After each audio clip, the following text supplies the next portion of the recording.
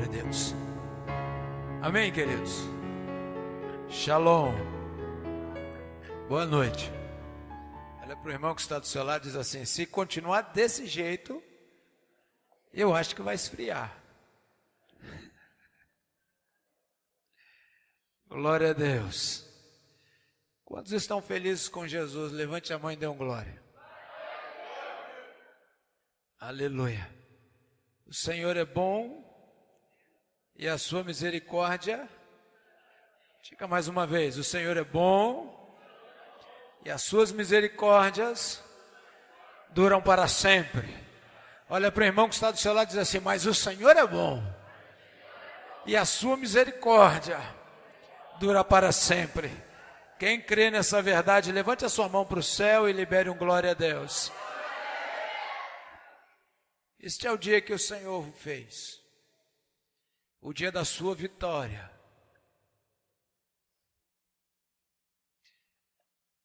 Eu tenho aprendido que a forma que eu reajo a uma instrução, eu mostro o tamanho, a dimensão que eu estou recebendo aquilo que eu estou reagindo. Então, vamos começar de novo. Diga comigo assim: o Senhor é bom e a sua misericórdia dura para sempre. Olha para o irmão que está do seu lado e diz assim: mas o Senhor é bom e a sua misericórdia dura para sempre. Diga: este é o dia que o Senhor fez. Este é o dia da minha vitória.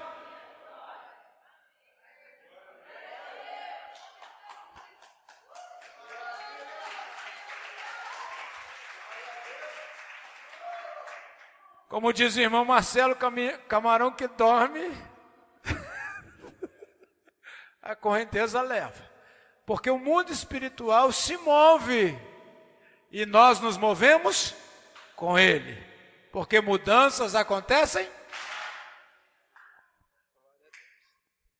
Abra sua Bíblia comigo no livro de Apocalipse. Eu estava hoje regozijando no Senhor,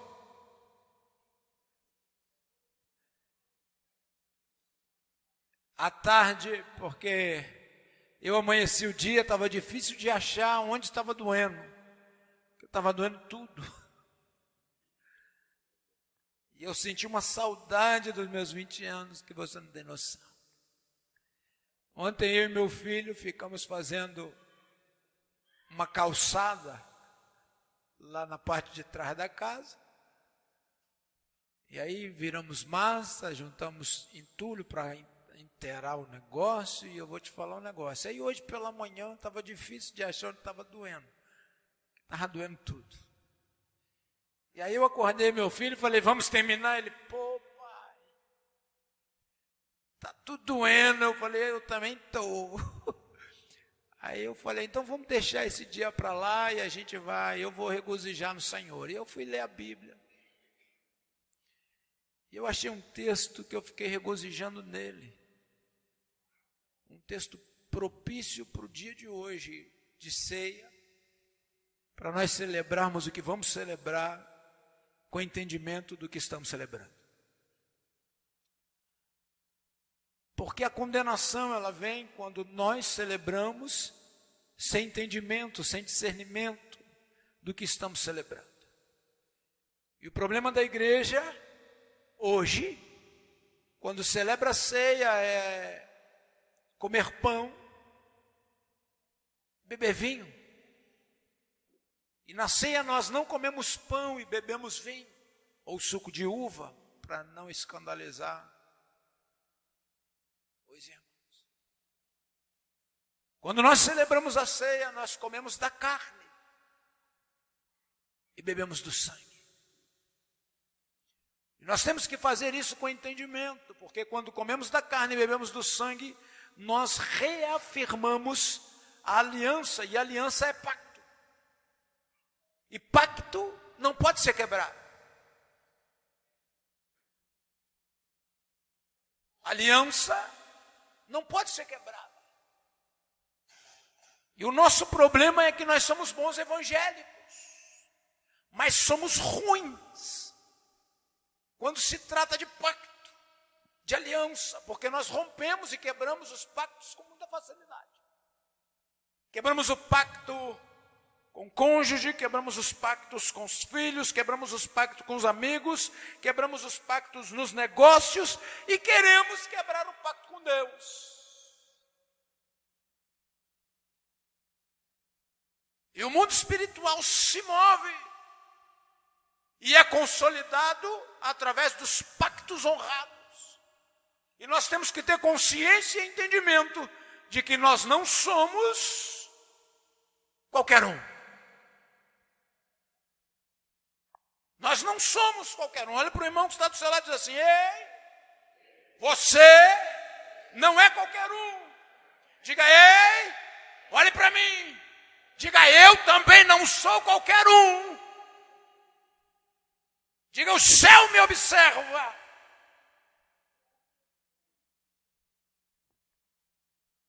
Somos observados pelo céu. Irmãos, tem gente que fica com medo do diabo, irmão. Deus é mais terrível do que o diabo. E as pessoas não têm medo de Deus. Que isso, pastor? Deus é mais terrível do que o diabo? Sim. Porque quando nós caímos na mão do homem, Deus vai lá e nos arranca. Quando nós caímos na mão do diabo, Deus vai lá e nos arranca. Mas quando nós caímos na mão de Deus, não tem homem, não tem diabo que pode nos arrancar da poderosa mão de Deus.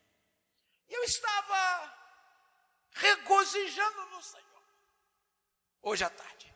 Apocalipse capítulo de número 4, a partir do verso 6. Nós vamos discorrer uma leitura de um pequeno texto, porque se faz necessário para que nós possamos alcançar o entendimento que precisamos alcançar. Apocalipse, capítulo de número 4, versículo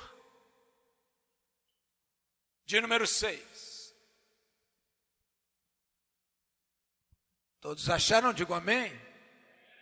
Quem não achou, diz misericórdia. Todo mundo achou, né? Eu estava louvando a Deus outro dia por esse data show. Mas Deus disse para mim assim: esse data show está acomodando as ovelhas. Ninguém mais quer trazer a Bíblia para a igreja. Então posso pedir para não ligar o data show na hora da palavra? Para que a gente possa fazer uso daquilo que a gente carrega, porque eu ainda sou aquele crente à moda antiga. Eu gosto da palavra, no papel. Amém? Vamos lá. Você que trouxe a sua Bíblia, fita os olhos nela. Então vi, no meio do trono e dos 4 seres viventes, e entre os anciões de pé, um cordeiro, como tendo sido morto. Ele tinha 7 chifres, diga 7 chifres, bem como 7 olhos, diga 7 olhos, e que são os 7 Espíritos de Deus, enviados por toda a terra. Veio, pois, e tomou o livro da mão direita daquele que estava sentado sobre o trono. E quando tomou o livro, os 4 seres viventes e os 24 anciões prostraram-se diante do cordeiro, tendo cada um deles uma harpa e taças de ouro cheia de incenso, que são as orações dos santos. E entoavam um novo cântico, dizendo: digno és de tomar o livro e de abrir os selos, porque foste morto e com teu sangue compraste para Deus os que procedem de toda tribo, língua povo e nação. E para o nosso Deus, os constituístes reino, sacerdotes, e reinarão sobre a terra.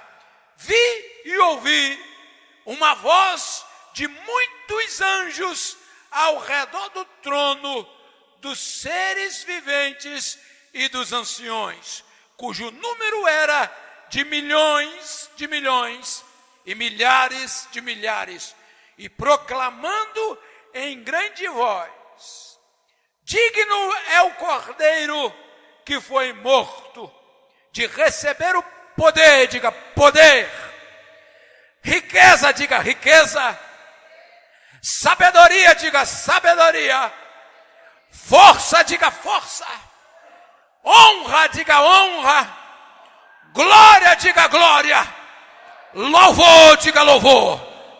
Então ouvi que toda criatura que há no céu, sobre a terra e debaixo da terra e sobre o mar e tudo que neles há, estava dizendo: aquele que está sentado no trono e ao Cordeiro seja o louvor, a honra e a glória, o domínio pelos séculos dos séculos.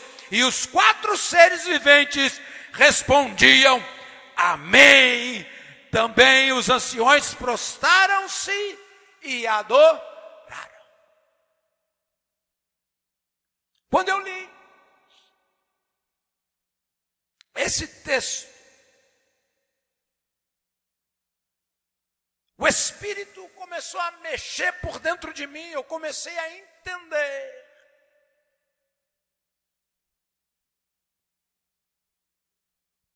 quem é Jesus.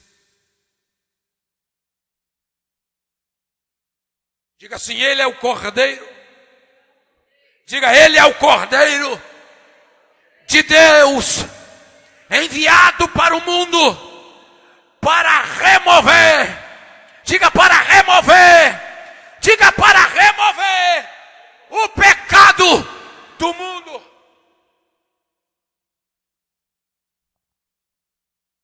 Tudo no céu, debaixo do céu, tem um propósito. Nada se move sem propósito. Nada acontece por acaso. Leia a Bíblia. Os kardecistas digam: o acaso não existe. Leia Kardec. Eu digo: nada acontece por acaso. Leia a Bíblia.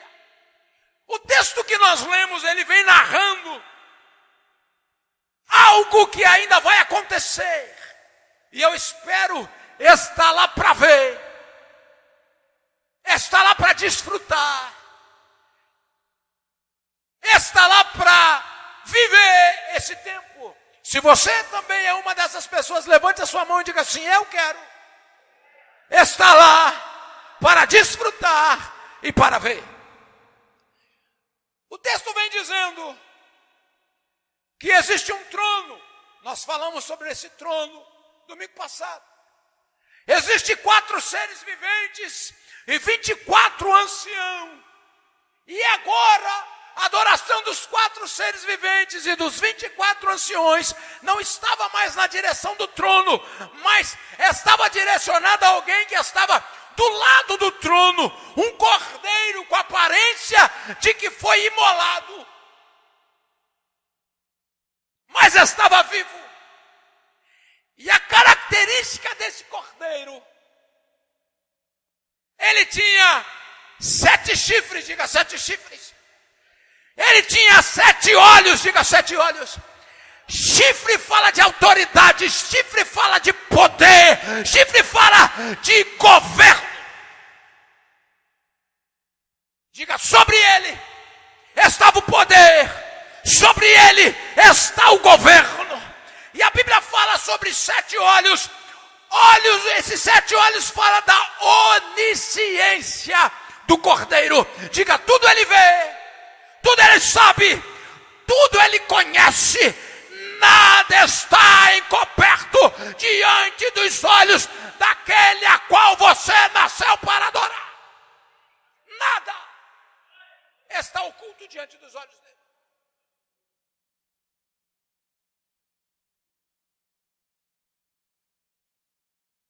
Quando eu parar, não é porque eu não sei o que dizer, é porque alguém está dizendo no meu lugar.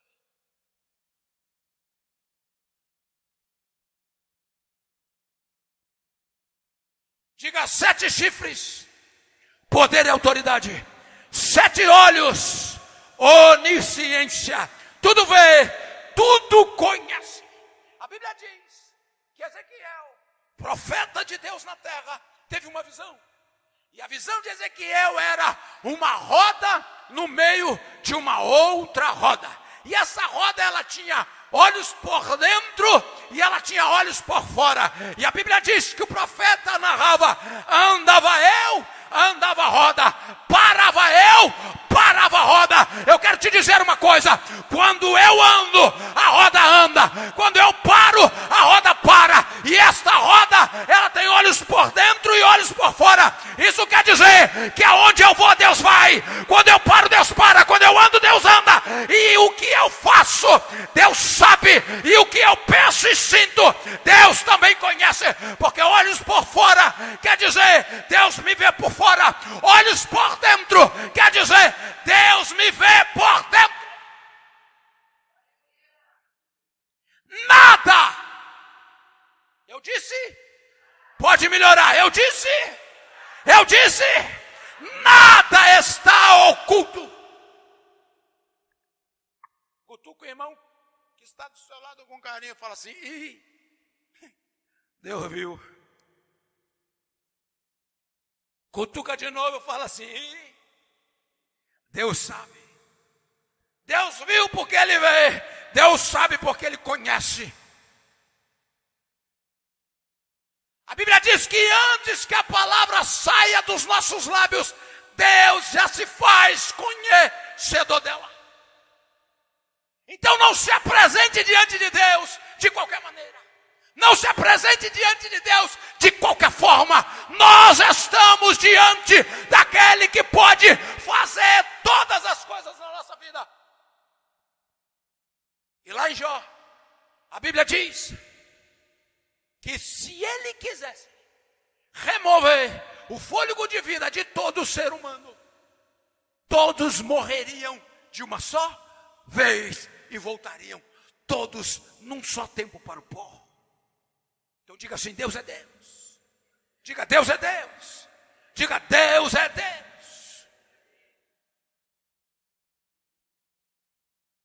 E a Bíblia diz que diante do trono e diante do Cordeiro também estava os 4 seres viventes e os 24 anciãos. Nós aprendemos aqui domingo passado sobre a adoração dos 4 seres viventes, dos 24 anciões, que eles se prostravam diante do Eterno, diante do trono, dizendo amém e aleluia. Amém, todos devem lembrar, significa alfmeno, que é uma palavra hebraica que ela é partida em 3 sílabas. A primeira sílaba, alf, significa Adonai, Senhor, dono. Men significa Senhor do universo, no, Senhor da verdade. E a palavra aleluia significa que a honra é do trono do Eterno. Isso ficou bem assentado dentro de nós, porque nós precisamos entender quem é Deus. E os 24 anciões se apresentam diante do Cordeiro, também em adoração, trazendo nas mãos harpa e taças, cálices de ouro contendo incenso, que são as orações dos santos. A harpa é a minha e a sua adoração apresentada diante do Eterno, diante do Cordeiro. Pastor Carlos ministrou uma vez nesse altar sobre a onisciência de Deus e a onipresença de Deus, que quando nós nos apresentamos para adorar a Deus, pela onipresença, que Ele pode estar em vários lugares ao mesmo tempo, Deus se apresenta de cada um de forma individual para receber a sua adoração de forma individual. Eu quero te dizer uma coisa: quando você entra por estas portas com um propósito no coração de adorar a Deus, Deus se apresenta diante de você de forma individual para receber de você pessoalmente a sua adoração. Mas quando você entra por estas portas e na hora de prestar aquilo que é devido para aquele que é digno de receber toda a honra, toda a glória e todo o louvor, e você se porta de forma irreverente, de forma sem temor, sem verdade diante de Deus, eu quero te dizer uma coisa. Parece que vejo o Eterno virando as costas para não receber o que você veio oferecer. Tem gente que acha que Deus recebe tudo que nós oferecemos. Não recebe, não. Tem gente que, irmãos, eu não sei bem a letra desse hino, eu vou cantar porque é para Deus. Irmão, eu não sei cantar e estou cantando porque é para Deus. Ah, eu tenho aqui uma moedinha e eu vou dar ela para Deus. A viúva foi honrada por Deus porque deu as moedas. Eu quero te dizer uma coisa: as moedas eram tudo que ela tinha. E se você tem algo mais do que a moeda e oferece só moeda,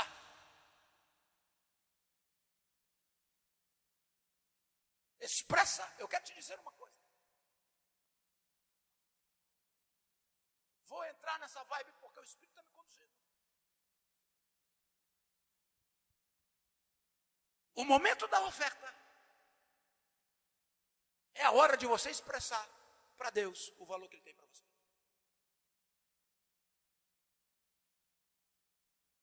Que é isso, pastor? Fala sério. Tanto pastor charlatão aí, tanta gente a fim de levar meu dinheiro. Eu vou ficar dando esse mole? Eu quero te dizer uma coisa, a Bíblia diz: mortais, homens mortais recebem dízimos e ofertas na terra, mas Deus as recebe no céu. O que o homem vai fazer não é problema seu, é problema do homem.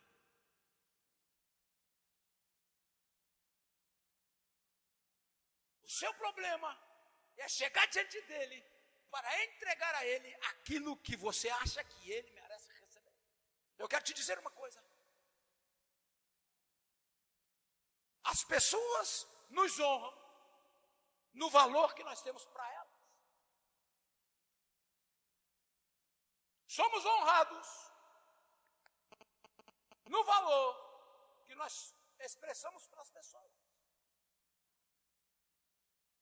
Se as pessoas olham para você e não te honram, você começa a avaliar o valor que você tem para essa pessoa. Honra não é para ser lembrada por ninguém, porque honra é a forma que você tem que medir o valor que você tem para aquela pessoa.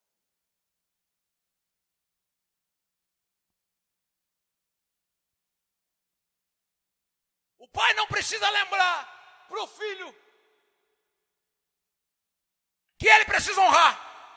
Porque quando o filho desonra, o pai já logo analisa: o valor que eu tenho para esse meu filho é esse.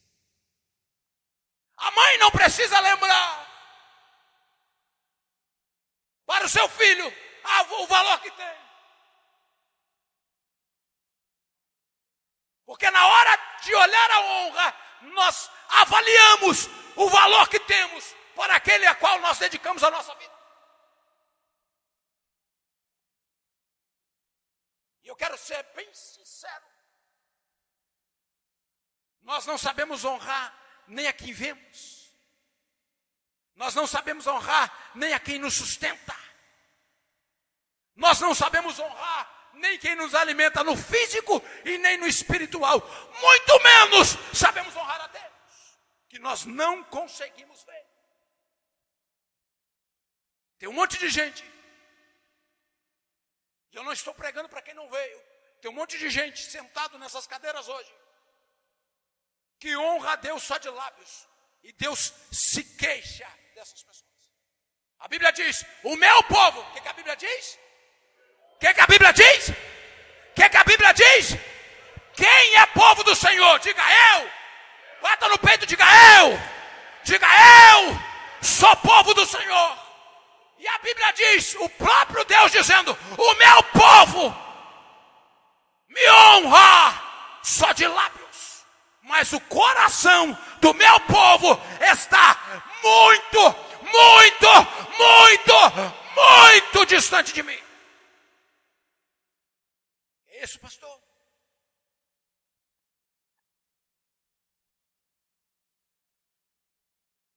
É a Bíblia dizendo. Diga assim, os 24 anciões, os 4 seres viventes, se apresentam diante do Cordeiro, com harpa na mão e cálice de ouro, contendo as orações dos santos. Então eu quero te dizer uma coisa, diga adoração e oração. Diga adoração e oração. Só os homens, diga adoração e oração. Só as mulheres, diga adoração e oração. Isto é apresentado diante do Cordeiro pelos 24 anciões e os 4 seres viventes. Se você não adora, e se você não ora, você não é lembrado diante do Cordeiro. Tem um ditado de marketing, eu fiz marketing. Tem um ditado de marketing que diz assim, quem não é visto, não é lembrado. Quem não é visto, não é lembrado. Se você não adora, e se você não ora, você não é visto diante do Cordeiro. Porque os 24 anciões e os 4 seres viventes não têm o que apresentar a seu respeito diante do Eterno.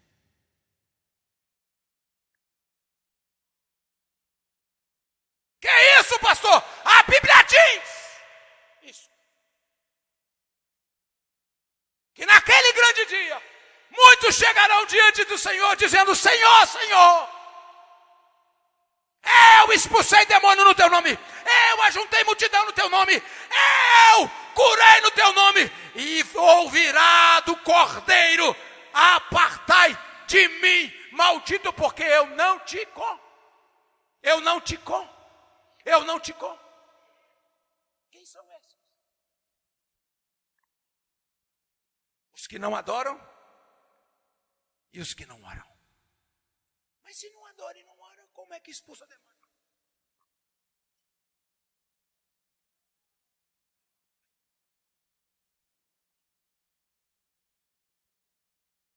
Olha para o irmão que está do seu lado e diz assim, expulsar demônio, curar enfermos, não é glória para ninguém. Diga, expulsar demônio, curar enfermo, não é glória para ninguém. Cantar louvores, diga cantar louvores. Diga cantar louvores, não faz ninguém mais crente. Porque eu quero te dizer um negócio. Ivete Sangalo ajunta a multidão para cantar o que ela canta. Tem um tal de Wesley Safadão. Já viu a podriqueira que o cara canta? E o cara arrasta a multidão. E o show dele é milionário. Não se iluda. Porque não é voz bonita que o céu ouve. É adoração. E como falei aqui domingo passado, adoração não é música, é estilo de vida. Não é de música que Deus anda atrás procurando na terra. A Bíblia não fala que Deus procura na terra adoração. Deus procura na terra adorador. Se você é adorador, você pode cantar, atirei o pau no gato, e a presença dele vem. Porque não é a música. É você.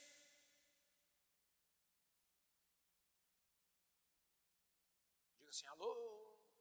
Diga assim, alô. Diga alô.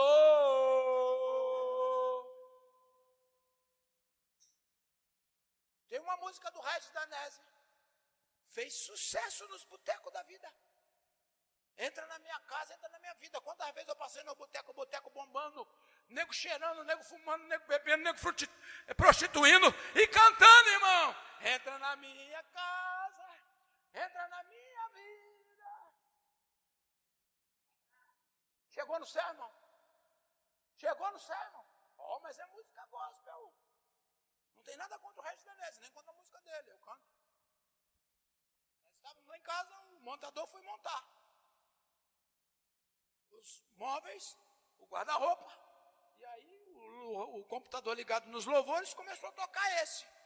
E aí o cara com o cigarrão no meio do dedo, entra na minha casa, entra na minha vida, mexe com minha estrutura. E eu olhando, falei, é isso aí. Olha para o irmão que está do seu lado e diz assim, qualquer um pode ser gospel, mas santo, não. Diga, qualquer um pode cantar qualquer coisa, mas ouvido pelo Cordeiro, não.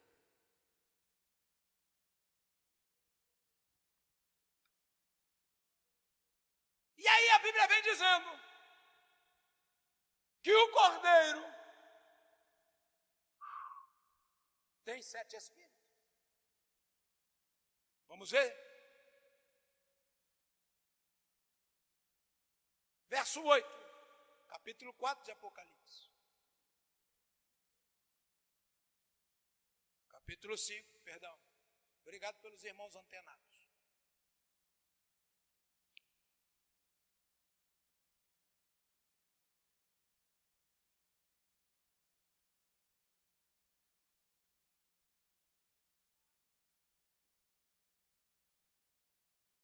Vamos ler tudo, para ficar bem consolidado.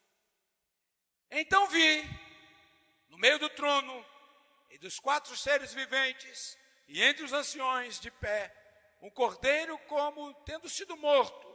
Ele tinha 7 chifres, bem como 7 olhos, e que são os 7 Espíritos de Deus enviados sobre a terra. Diga, 7 Espíritos de Deus enviados sobre a terra. Eu dei essa volta para me chegar aqui.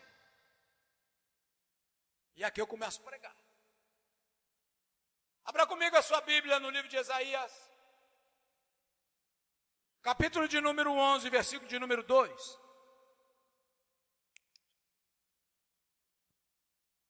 A igreja hoje se tornou uma igreja muito ativa. Diga assim, atividade não simboliza presença. A igreja hoje tem muitas atividades e pouca presença de Deus. Muito trabalho e pouco fruto do penoso trabalho. E nós falamos sobre algumas coisas disso na segunda-feira, na Rede Homem, quando nós falávamos sobre as células. Nós fizemos muitas células, em muitos lugares. Chegamos até algumas pessoas e falamos de Jesus com dignidade, com temor e tremor no coração, com santidade. E as pessoas, elas parecem que não receberam na medida que nós oferecemos. Parece que elas não entenderam na medida que nós transmitimos. Parece que elas não quiseram comer da carne e beber do sangue. Isso me levou a analisar e tecer um comentário na segunda-feira na Rede Homens. Nós trabalhamos muito. Pagamos um preço alto. Porque eu não sei você, mas eu jejuei. Eu orei. Eu gastei tempo precioso, dedicado a muitas vidas que faziam parte das células. E eu quero te dizer uma coisa. Quando eu olhei para trás e procurei os frutos, eu não vi fruto. De algumas células, não todas. De algumas. Isso leva o pastor para analisar algumas coisas. O líder de célula para analisar algumas coisas. Então nós não somos débeis no trabalho, no serviço, porque nós trabalhamos.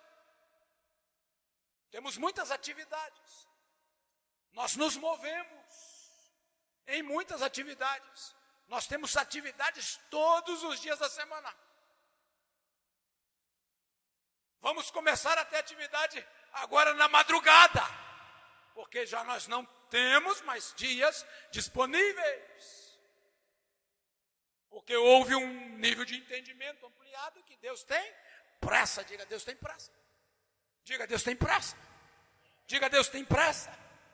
E eu estava orando a Deus e dizendo para Deus as minhas queixas. Senhor, eu estou cansado de algumas situações. Estava dizendo para Deus, estou falando eu. Eu me sinto como aquele palhaço de circo que gira prato. Qual é a função do palhaço de circo que gira prato?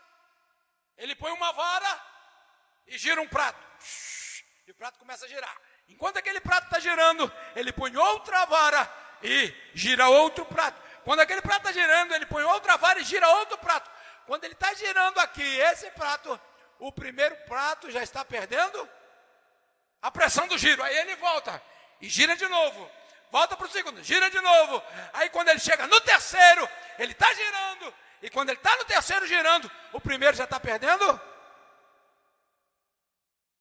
Isso precisa mudar.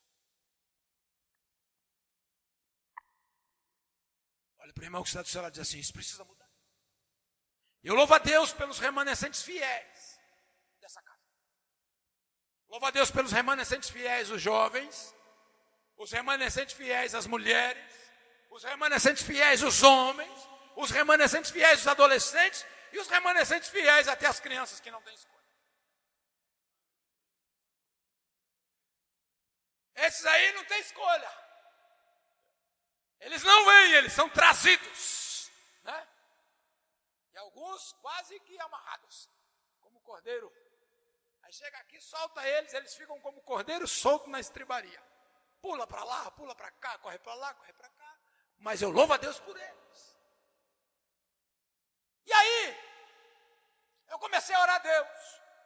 Aí Deus disse assim, tem muito trabalho e pouca presença do meu Espírito. Diga, muito trabalho e pouca presença do Espírito. Quando trabalhamos muito com pouca presença do Espírito, nos sentimos o quê? Cansados. Mas quando trabalhamos pouco com muita presença do Espírito, nos sentimos regozijantes. Por quê? Porque o que conduz é o Espírito. Diga, o que conduz é o Espírito. Diga, o que conduz é o Espírito. E quando o Espírito conduz, não importa se é uma multidão ou se é uma pessoa. Quando o Espírito conduz, o resultado traz regozijo. E nós precisamos avaliar algumas coisas. Como homens e mulheres maduros no Senhor que somos, precisamos fazer uma análise. E eu vou te dizer uma coisa, já não tenho mais força de um garoto de 20 anos. Então eu tenho que começar a analisar, para avaliar e ter a estratégia certa, direcionada pelo Espírito. Jesus, ele trabalhou na terra 3 anos e mudou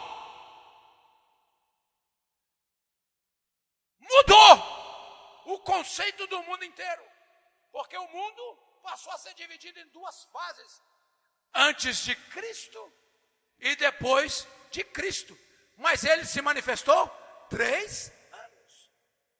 Milhares e milhares de anos, profecias acerca dele. Ele vem, nasce como menino, cresce como adolescente, alcança a idade de jovem. Quando ele entra na maioridade com 30 anos, porque a maioridade do judeu é 30 anos, ele começa o ministério. E ele trabalha 3 anos. E em 3 anos ele alcança um objetivo sobrenatural. Por que alcançou esse objetivo sobrenatural trabalhando apenas 3 anos. Porque ele trazia com ele os 7 Espíritos. E é sobre isso que eu quero falar na noite deste dia. Diga assim, eu preciso. Diga, eu preciso dos 7 Espíritos de Deus governando a minha vida. Isaías 11, verso 2.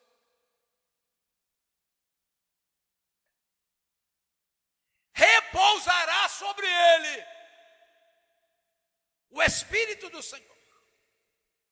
O Espírito de sabedoria, diga sabedoria. O Espírito de entendimento, diga entendimento. Diga o Espírito de conselho, diga conselho. Diga o Espírito de fortaleza, diga fortaleza. O Espírito de conhecimento, diga conhecimento. O Espírito de temor ao Senhor, diga temor ao Senhor. Apocalipse 5:8, e olhei, e eis que estava no meio do trono dos 4 animais viventes, e entre os anciões um cordeiro, como havendo sido morto, e tinha 7 chifres, 7 olhos, que são os 7 Espíritos de Deus, enviado para onde?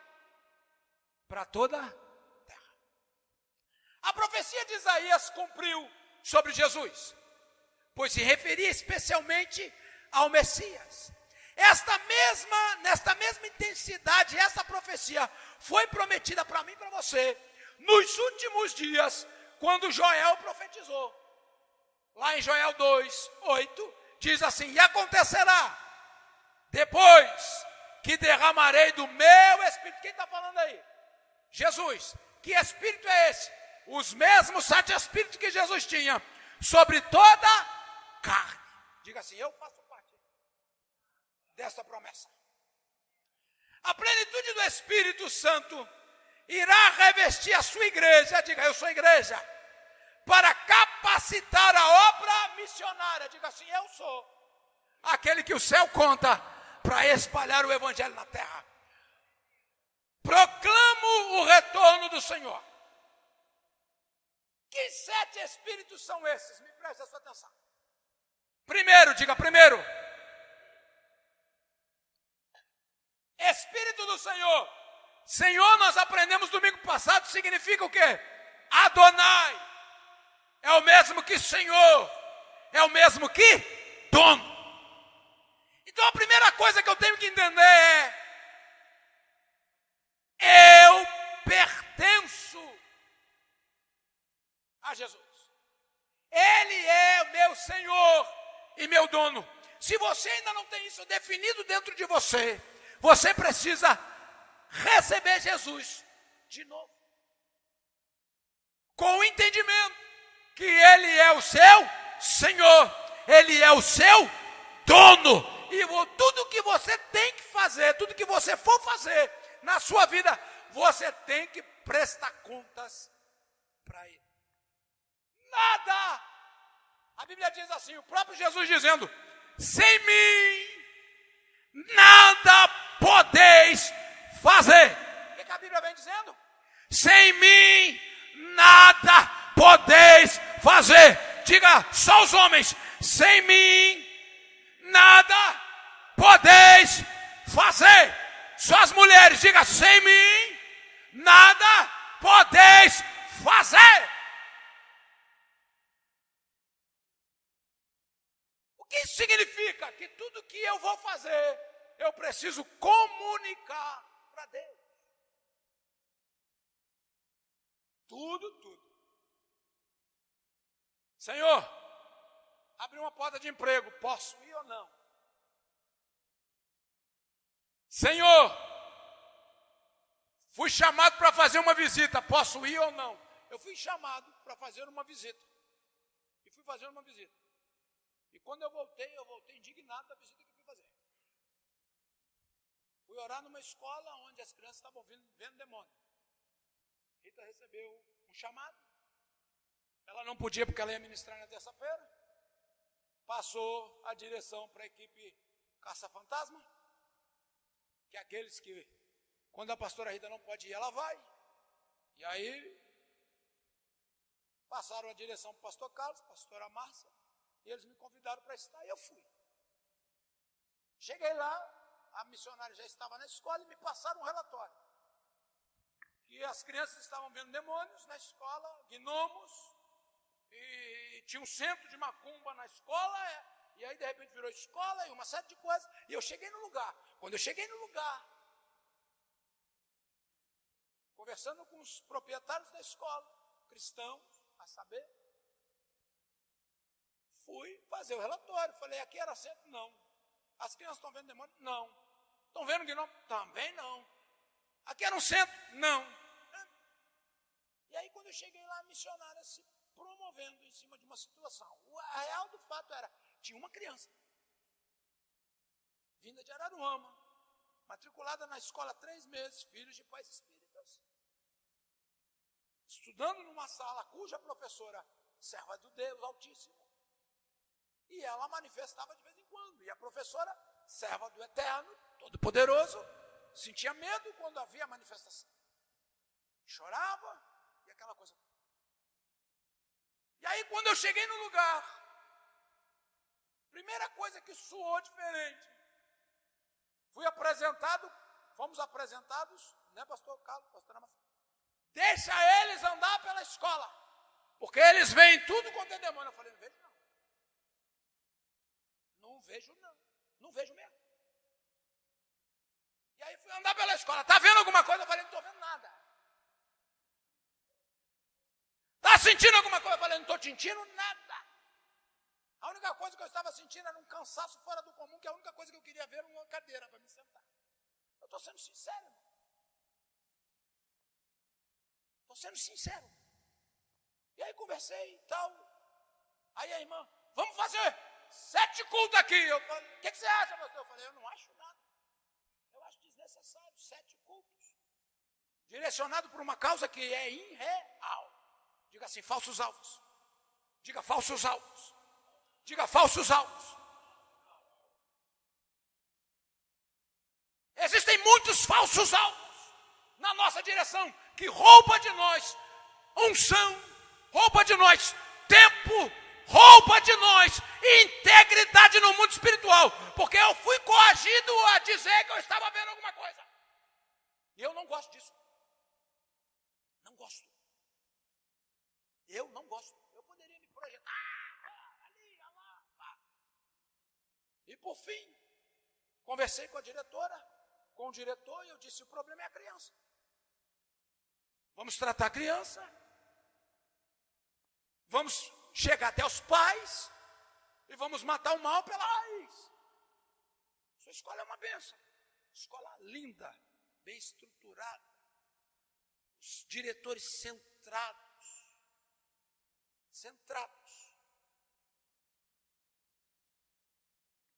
E uma pessoa querendo se promover. Eu não gosto disso. Eu tinha pregado no domingo que toda honra é do trono do Eterno. Toda glória é do trono do Eterno.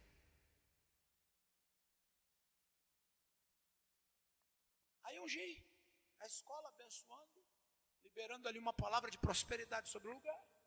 Oramos, o pastor Carlos orou, o irmão Cristian também estava conosco, orou, direcionado. E aí quando nós estávamos orando, chamei a professora e coloquei a professora no lugar que ela precisava estar. Eu disse, nessa sala, você é a maior autoridade estabelecida por Deus nesse lugar. Você é crente em Cristo Jesus. Você é professora dessa criança. Então, sobre essa criança, você é autoridade. Então, você tem essa autoridade. E eu falei, e você vai orar pela sua sala. Você tem óleo? Ela disse, eu tenho um óleo ungido na bolsa. Eu falei, então faz uso. Ela foi lá, buscou na bolsa e tal, ungiu a sala. Ela foi restituída no lugar de autoridade para exercer o que ela precisa exercer. Porque, diga assim, ado. Diga, ado. Cada um no seu quadrado. Conhece esse hino? Dá um glória aí.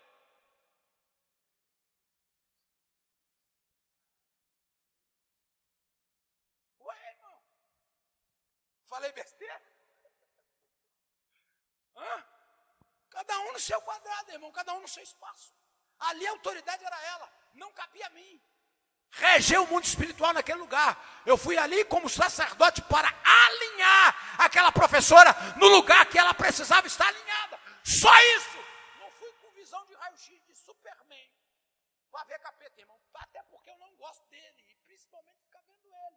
Eu gosto de sentar igual eu sentei hoje à tarde, li esse texto e eu me imaginei. Eu me vi lá, diante do trono, diante do Cordeiro, vendo a excelência do Eterno. Estou morando num lugar onde era centro de macumba, buraco para enterrar mandinga de tudo quanto é jeito. Lá atrás, onde fizeram sacrifício, eu estou fazendo um monte de canteiro. Eu vou semear um monte de árvore, de verdura, de legumes e tal. Aí, o Bruno falou assim, nós temos que comprar adubo para adubar essa terra. Eu falei, minha filha, essa terra já está adubada, meu filho. O adubo dessa terra é ziriguidubo. Tem muito sangue, tem muito bicho enterrado aí. E isso é adubo, porque a unção caiu aqui. E aonde era lugar de morte vai ser lugar de vida. Aonde era lugar de treva, já é lugar de luz. Temos que ter consciência de quem somos, de quem servimos e o lugar que ocupamos. E aí ele ficou rindo. Como assim, pai? Ziriguidubo?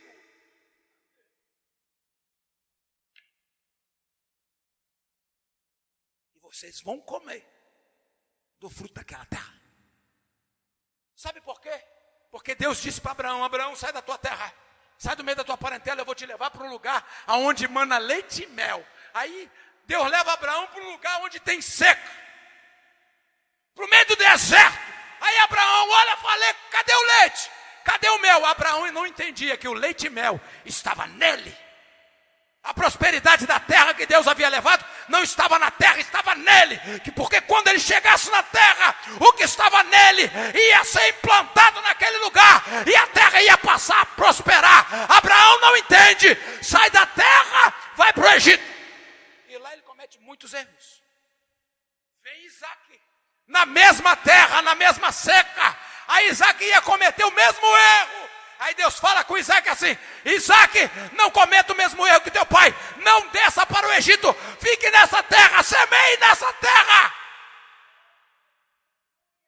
E a Bíblia diz que Isaac semeou na terra seca, no deserto, e colheu 100 por 1, e se enriqueceu na terra. Por quê? Porque Isaac entendeu que a prosperidade não era da terra, a prosperidade estava nele. Diga assim, a minha prosperidade. Diga, a minha prosperidade. Pode melhorar, diga, a minha prosperidade não está na terra onde eu estou. A minha prosperidade está no nível da minha alma. Se a tua alma for próspera, aonde tu chegar vai prosperar. O que tu fizer, a semente que tu lançar, Deus vai dar vida nele. E eu vou colher frutos lindos naquela terra, onde era lugar de morte. Deus vai fazer aquele lugar ser lugar de vida. Vou prosperar e vou ser muito feliz naquele lugar. Vou colher de Deus muita unção, porque aonde tinha treva agora tem luz. Aonde imperava o inferno agora é propriedade do reino dos céus. Mas quem me levou para lá foi Adonai, o meu Senhor, o meu dono.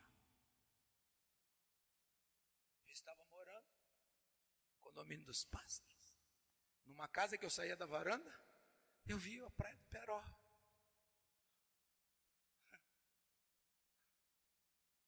Deus disse assim, não é aqui. Deus usou a Rita. Eu não entendi. Irmão, fala assim, olha para o irmão que está do seu lado e fala assim, quando Deus usar o Espírito Santo para falar com você, e você não ouvir, para ouvir sua mulher. Essa é a frase do Luiz Hermínio. Um dia eu estava na prova com a Rita, pensa. Bravo com ela, aí liguei a mensagem para ver o Luiz Hermínio.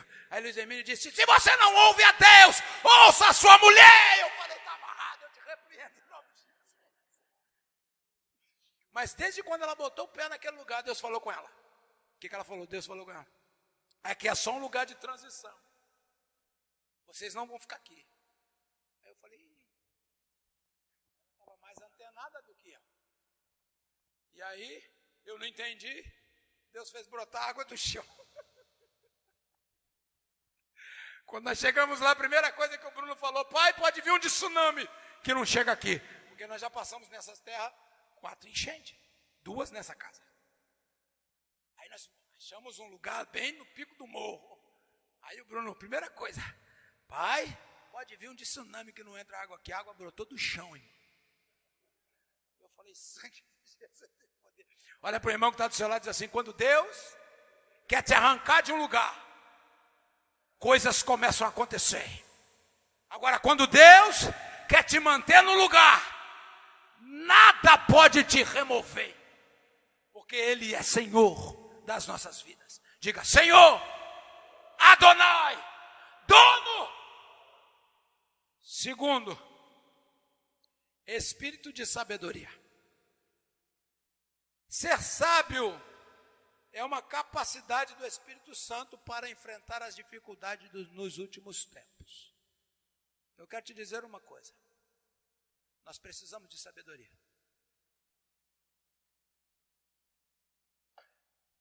Não a sabedoria humana, mas a sabedoria dada pelo Espírito. Existem coisas que nós só resolvemos através da sabedoria do Espírito. A Bíblia diz, Salomão, o homem mais sábio da terra naquela época, cheio do Espírito Santo, foi visitado por 2 prostitutas. Olha para mim. As 2 prostitutas chegaram diante de Salomão com uma criança. As 2 eram mães, estavam dormindo no mesmo lugar. E uma das prostitutas rolou à noite, né?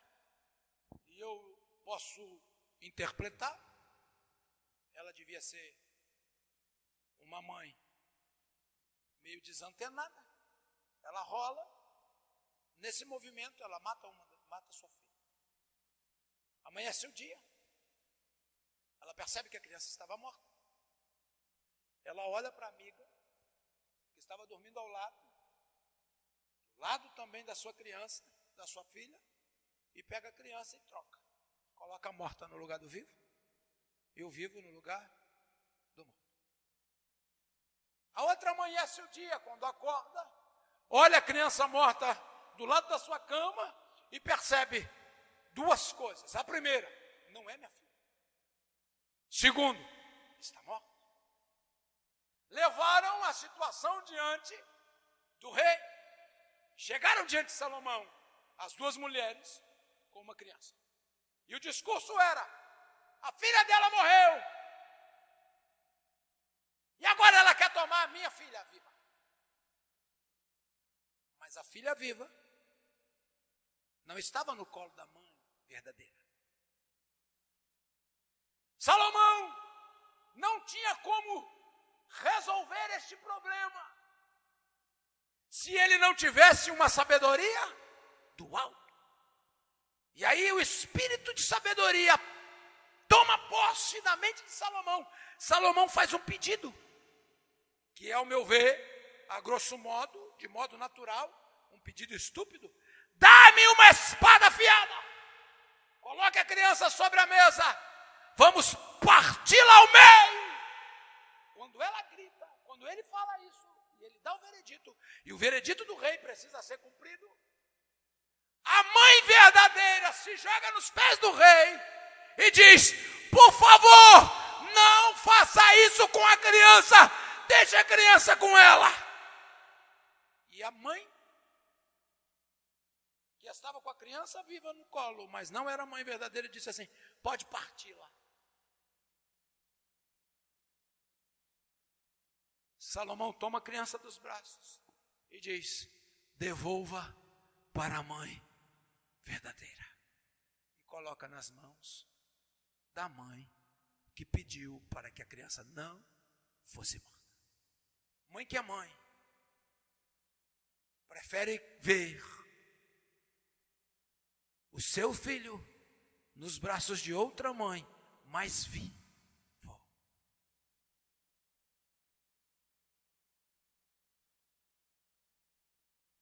Mãe que não é mãe, tanto faz se a criança vive ou se a criança morre. Diga assim: espírito de sabedoria. Precisamos dele nos últimos dias, porque nos últimos dias seremos colocados à prova. 9h30. Quem me dá 5 minutos? Por favor, 5, 10. Eu termino em 10 minutos. 3. Espírito de entendimento. Diga para o irmão que está do seu lado, diz assim: tudo aquilo que eu entendo, eu posso desfrutar. Se eu não entendo, eu não desfruto. Tem muitas pessoas que alcançam conhecimento, e conhecimento é diferente de entendimento. Porque tem muita gente que conhece sobre muitas coisas, mas não desfruta de nenhuma delas.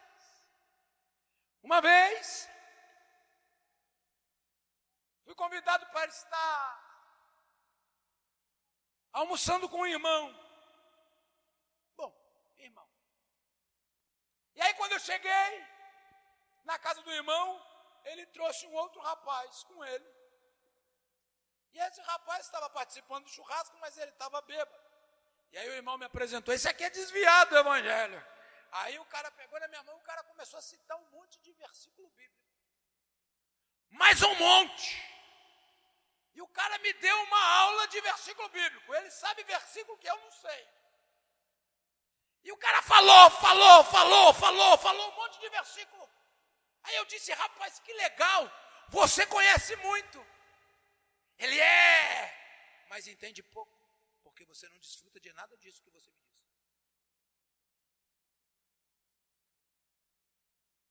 Diga assim: conhecer é diferente de entender. Porque quando eu entendo, eu passo a desfrutar. Uma vez, alguns meses atrás, uma pessoa me ligou, que agora tem um marketing por telefone para oferecer teologia. Aí me ofereceram uma teologia: por favor e tal, você vai ter tantos livros, vai ter alcance a esse aprendizado, e por X reais. 2 coisas eu disse para ela. Eu disse: moça, você é uma excelente vendedora, mas eu tenho 2 coisas para te dizer. Primeiro, não tenho esse valor para pagar, para alcançar esse entendimento. Segundo, eu ainda não consigo viver tudo que eu já aprendi. Então eu não posso aprender mais nada, eu tenho que colocar em prática o que eu já aprendi. Porque hoje a internet está derramando cachoeira de informação. E a pessoa fica na frente da internet igual o Capitão América, depois que ele descongelou. E a pessoa fica ali. E aí o cara come tudo que vem falando, e ele se complica. Por quê? Aprende muito, mas não vive nada do que aprendeu. Adianta o quê? Nada. Então diga: entendimento. Botar em prática aquilo que nós entendemos. Porque aquilo que eu entendo, diga: aquilo que eu entendo, eu desfruto. Espírito de conselho. O Espírito Santo, o Consolador, é aquele que precisa, que é para aqueles que precisam de ajuda. Eu quero te dizer uma coisa: toda vez que você tiver uma questão interior, de um problema, antes de procurar qualquer amigo, qualquer amiga, procure o Espírito Santo. Procure o Espírito Santo. Fala: Espírito Santo, o que eu faço? Porque o Espírito Santo, ele é uma pessoa. Ele fala, ele interage, ele te manda ir, ele diz para você não ir, ele te manda fazer, ele diz para você não fazer, ele te direciona.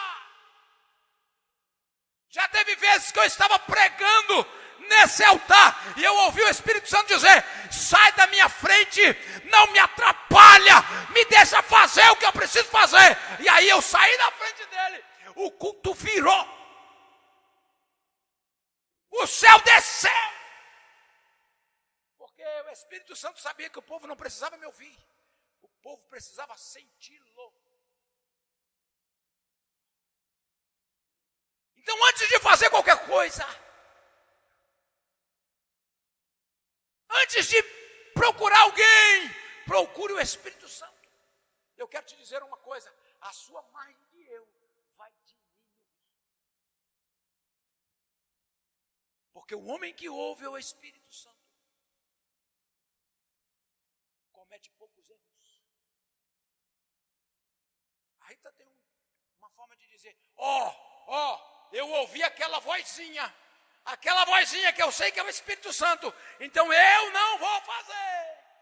Aí quando ela teme e faz, aquela vozinha falou e eu temei e fiz, olha aí o que aconteceu. E as mesmas coisas acontecem comigo. Às vezes o Espírito Santo fala e a gente atropela o Espírito Santo. Diga assim: Espírito de conselho, diga, ele está pronto para nos direcionar, para nos aconselhar, seja qual área for. Amém? Espírito de fortaleza, aí eu quero me ater rapidamente nesse versículo. Nós somos bons guerreiros. Nós somos bons guerreiros. Nós sabemos partir para dentro, meter a pé na porta do inferno, entrar e resgatar. Nós somos bons guerreiros, mas somos débeis na hora de resistir. Porque a Bíblia diz lá em Efésios: revesti de toda a armadura de Deus, para que possais estar firme no dia mau. E havendo feito tudo, fica firme. Nós somos bons para atacar, mas somos fracos para resistir o contra-ataque. Diga assim: toda ação gera uma reação. Diga: toda ação gera uma reação. Então, quando nós agirmos na direção do inferno, quando nós terminamos de fazer o que vamos fazer, nós temos que nos posicionar para o contra-ataque. É simples o entendimento. O jogo, 2 times disputando um campeonato. Um time vai e faz o gol. Depois que ele faz o gol, qual que é a posição do time? Volta todo mundo para a defesa, porque eles têm certeza que virá um quê? Um contra-ataque. É essa a dinâmica. Você vai, você ataca, você volta e se prepara, fica firme, porque vai vir um contra-ataque. Vai vir.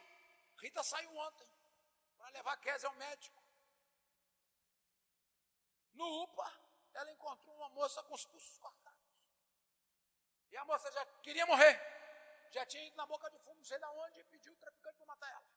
Chegou para o policial e falou assim: me prende porque eu sou prostituta. Eu preciso ir presa. Porque lá dentro da cadeia eu preciso morrer. E a mulher queria morrer. E cortou os pulsos. Quando a Rita chega lá, o demônio pega a mulher. Aí expulsou o demônio, resumindo, porque eu só tenho 10 minutos. E eu acho que já foram.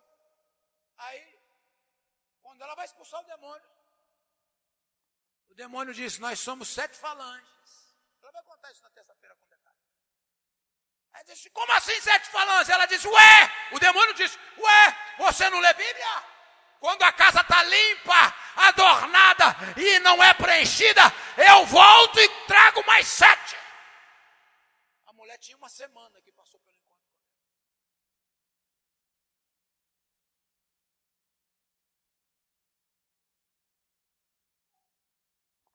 Diga assim: o mundo espiritual se move e nós nos movemos com eles. Então diga: espírito de fortaleza, para resistir firme o contra-ataque do diabo. Eu fico até com medo. de levar o povo para a linha de frente. Porque tem muitos que têm disposição para ir para a linha de frente, mas não estão preparados para o contra-ataque. Pastora Rita está preparando o povo para sair na madrugada. E eu quero já passar a responsabilidade para ela. Não leve ninguém que não tenha resistência. Não leve. Porque o estrago é maior do que a conquista. Não leve. Não leve. Não tem a minha autorização para ir quem não tem vida com Deus. Não vai. Nós não precisamos de volume. Nós precisamos de unção para ser desatada e firmeza para resistir o ataque. Porque senão, ao invés de nós ganharmos, nós vamos perder o que já temos. Então não tem a minha autorização para ir quem não tem vida com Deus. Ah, pastor, como é que eu sei que eu tenho vida com Deus? Nós estamos falando de vida com Deus, já tem, ó. Então não é vergonha você dizer, eu não vou. Porque quando Deus olhou os 30 mil de Gideão, disse assim, manda os covardes meter o pé. 20 mil foi embora. Manda o povo beber água.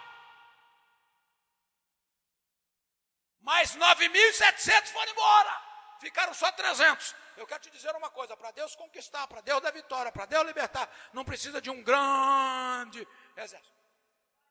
Precisa de homens e mulheres alinhados, ajustados com o mundo espiritual e fortalecidos pelo espírito de fortaleza para resistir o contra-ataque. Porque todo mundo que prega sabe que no dia que prega, a semana seguinte, vai viver aquilo que pregou, porque o diabo vem em cima. Porque só tem uma forma de ser arrancado, removido do mundo espiritual e do físico, a pregação que é liberada do altar, fazendo o pregador fazer tudo o contrário daquilo que ele pregou. Só tem esse jeito. Porque as palavras dele se fazem mentirosas, se não são acompanhadas por ações. 6. Espírito de conhecimento. Diga assim, todo crente. Pode melhorar, diga todo crente. Precisa conhecer o Deus que serve. Conhecer, irmão. Conhecer. Jó só veio conhecer a Deus quando ele passou pela tribulação, pela prova. E aí Jó traz uma declaração. Eu te conhecia só de ouvir? Tem um monte de gente que só conhece a Deus de ouvir falar. Aí Jó vem declarando, mas hoje os meus olhos te veem. Então conhecer, irmão, é ver, é saber, é ter experiência pessoal. Porque a sua experiência pessoal, ela vai te firmar para sempre. E nada mais vai te arrancar da presença dele. Se você ainda não teve uma experiência pessoal com Deus, peça uma. Deus, me dê uma experiência pessoal contigo, porque eu quero te conhecer. E aí se prepare, ele vai te levar para lugares mega to fly da galáxia. E você vai, ó, conhecer a Deus. Amém? E eu encerro. Espírito de temor. Tem um videozinho bombando aí no Zap. Uma jovenzinha lourinha de cabelinho cacheado, falando da irreverência dos crentes na igreja. Quem já viu esse vídeo? Eu vou entregar, a pastora vai lá passar no terça-feira. E ela desce a vara. E tudo que ela falou acontece aqui. Tudo que ela questionou acontece aqui. E eu tive que abaixar a cabeça e tomar varada. Por quê? Porque nos falta espírito de temor. Lidamos com Deus como se nós estivéssemos lidando com o Joãozinho da quitanda da esquina. Deus é Deus. E nós não podemos lidar com Deus de outra forma a não ser reconhecendo Ele como Deus. Não podemos, porque senão vamos perecer. Tem um monte de gente sofrendo, tem um monte de gente padecendo, porque é irreverente diante do Eterno. A Bíblia diz assim, o próprio Deus dizendo, aqueles que me desprezam, eu também o desprezarei. Tem um monte de gente sofrendo porque tem desprezado Deus, na pessoa de Deus, que Ele é. E o seu desprezo na direção de Deus tem atraído o desprezo de Deus na sua direção. Então se posicione, se coloque de pé. E se gostou do vídeo, deixe o seu like. E não deixe de se inscrever em nosso canal e ative o sininho para receber notificações de novos vídeos e transmissões ao vivo.